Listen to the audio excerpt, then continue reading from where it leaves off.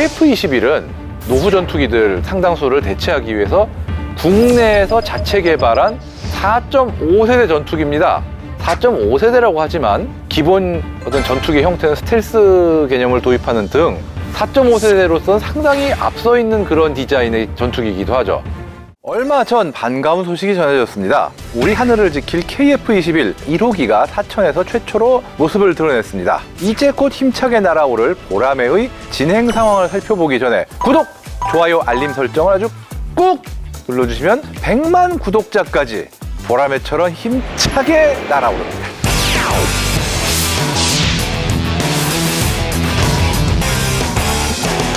지난 20일 KF-21 양산 1호기가 사천에서 최초로 모습을 드러냈습니다. 눈앞에선 보라매를 보니 대한민국 항공력의 눈부신 발전이 새삼 체감되는 것 같은데요. KF-21은 2015년 개발에 착수한 이후 2021년 4월 시제기 출고식을 통해 첫 모습을 드러냈습니다. 이듬해인 2022년 7월에는 시제 1호기가 역사적인 첫 비행시험을 성공적으로 마쳤고요. 국내 기술로 제작된 초음속 전투기의 시대를 열었습니다. 이후 공대공 무장시험은 물론 초음속 비행, 급기동, 안정성, 편대비행까지 다양한 임무 능력을 검증해 왔는데요. 비행시험 횟수도 이미 1000회를 넘어서는 등 안정적인 데이터를 축적 중입니다. 항공기 개발 역사가 짧은 우리나라에서 이처럼 높은 국산화율과 성능을 갖춘 전투기를 자체 기술로 만들어냈다는 것은 괄목할 만한 성과죠.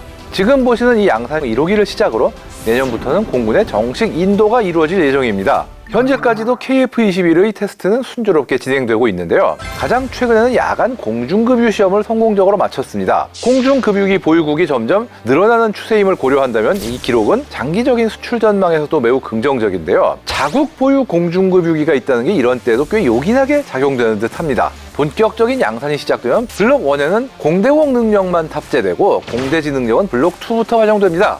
다만 블록 2 개발 이후에는 기존의 블록 1 기체들이 블록 2 사양으로 업그레이드 될 것이기 때문에 기존의 블록 1 기체들이 블록 2 사양이 될 예정이다, 이렇게 알려져 있습니다. 블록 2까지는 내부 무장창이 없는 4.5세대 전투기로 분류되는데요. 하지만 공대공 무장만 탑재할 경우 동체 중앙의 미사일이 반내리평으로 장착되기 때문에 레이더 반사 면적은 상당히 적은 편입니다. 5세대 전투기에 근접하는 일부 능력까지도 기대할 수 있지 않을까, 이렇게 생각하고 있습니다. 세계적인 추세를 보면 독일 및 프랑스 등 이런 합작 개발 사례가 늘어나고 있는데 우리도 이러다가 국제 합작 6세대 전투기를 내놓을지 누가 알겠습니까? 이건 아무도 모르죠.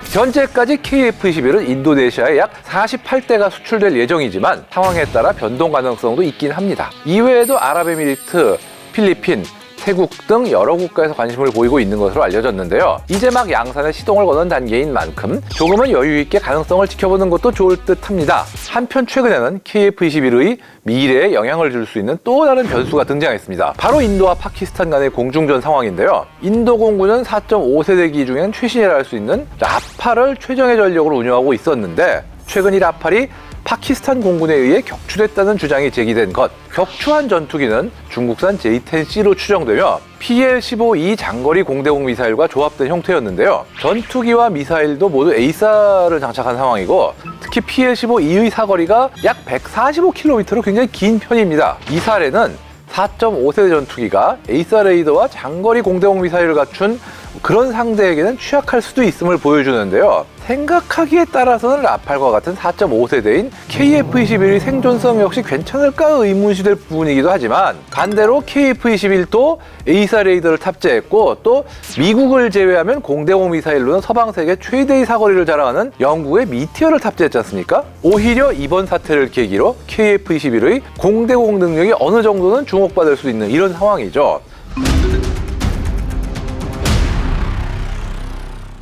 KF-21에는 독일의 DL 디펜스가 개발한 단거리 공대공 미사일 IRIS-T도 장착됩니다. 실제 발사 시험에도 성공했고 2026년 실전 배치를 목표로 준비 중입니다. 아무래도 활용 범위가 넓어질수록 KF-21의 수출 경쟁력도 그에 따라서 높아질 것으로 보이는데요. 하지만 장기적으로 봤을 때는 공대공 전력의 지속적인 강화도 중요하다고 봅니다. 현재는 미티어 덕분에 이제 급한 불은 끈 상태지만 중국이나 러시아 등의 장거리 공대공 미사일 개발 및 운용 추세를 보면 절대로 안심할 수 없는 상황이거든요. 우리도 KF-21의 실을 국산 장거리 공대공 미사일 개발 서둘러 추진해야 될 것 같습니다.